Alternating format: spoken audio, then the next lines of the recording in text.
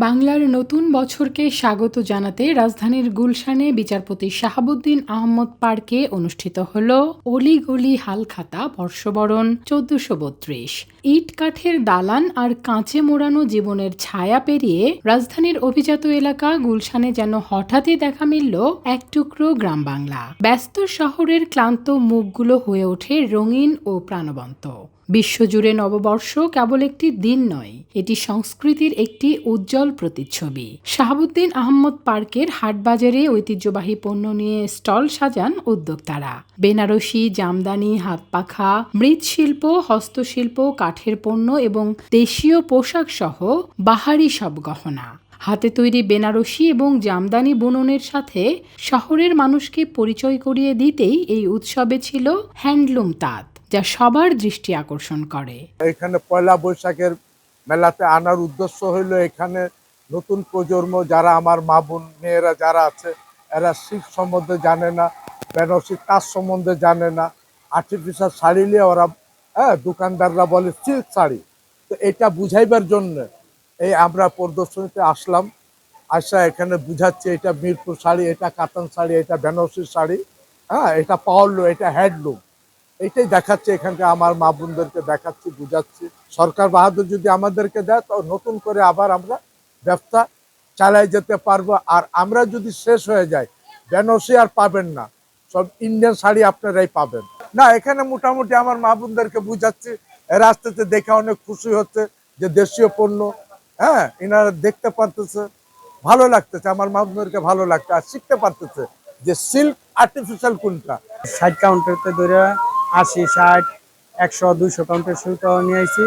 এরা মানুষের নিজে তাঁত নিয়েছি মানুষের বোঝানোর জন্য।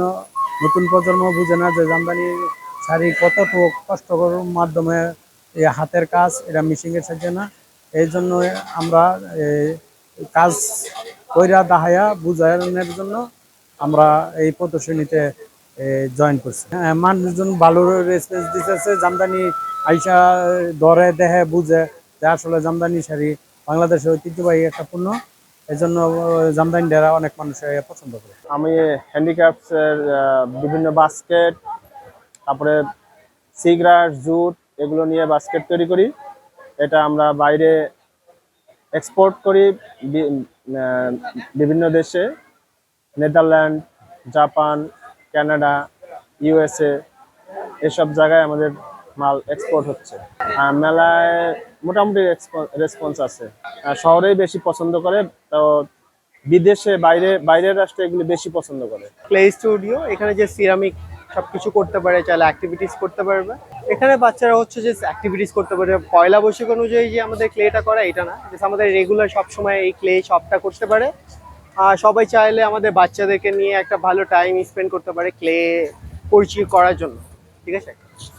ক্লে অ্যাক্টিভিটি করতে পারে, আমাদের অনেকগুলো অ্যাক্টিভিটিস আছে ক্লে। এটা হচ্ছে বাচ্চারা নিজেরা বানিয়ে নিজেরাই মেক করে এটা আবার বাসায় নিয়ে যেতে পারছে। ওনারা বাসায় গিয়ে এটা নিজেদের বানানোটা আবার কালারও করতে পারবে। বাচ্চারা একটু আগ্রহ দেখাচ্ছে, বড়দের চেয়ে বাচ্চারা একটু বেশি আগ্রহ করছে। আমি জামদানি শাড়ির পাশাপাশি জামদানি আপসাইকেল, রিসাইকেল, ডাইভার্সিফিকেশন নিয়ে কাজ করি। তো ভূষণ সোসাইটি আয়োজিত এই হালখাতা মেলাতে আমি এবার নতুন যে প্রোডাক্টটা নিয়ে এসেছি সেটা হচ্ছে আমাদের জামদানি কটনের মধ্যে যে জামদানিগুলো হয় সেই জামদানিগুলো। তো এখানে বেশ ভালো রেসপন্স পাচ্ছি আমি। সবাই আমাদের নতুন নতুন প্রোডাক্টগুলো দেখে বেশ ইন্টারেস্ট ফিল করছে। এখানে দেশের বাইরের যারা থাকেন তারাও আছেন এবং এখানকার যারা লোকাল এরিয়ার মানে গুলশান এরিয়ার যারা আছেন তারাও আছেন। সো অনেক অনেক ধন্যবাদ হালখাতাকে এত সুন্দর একটা আয়োজনের জন্য। এইখানে আমরা আসছি কালকে চৈত্র সংক্রান্তি থেকে আজকে পর্যন্ত। আমরা এখানে এত হিউজ মানে মানুষের সমাগম এবং এত সেল, মানে আমরা মনে হচ্ছে যে একটা অনেকদিন পরে এই বর্ষবরণ অনুষ্ঠিত হচ্ছে। তো এত ভালো লাগছে, এত হচ্ছে লোকের সমাগম, মানে আমার মনে হচ্ছে যে নতুন করে আর একটা কি যেন আয়োজন হচ্ছে। এটা আজকে থেকেই আমার যে নতুন বছরের প্রত্যাশা হচ্ছে এটা যেন সবার সারাটা বছর জুড়ে ভালো থাকুক, সমস্ত কিছু মঙ্গলময় হোক।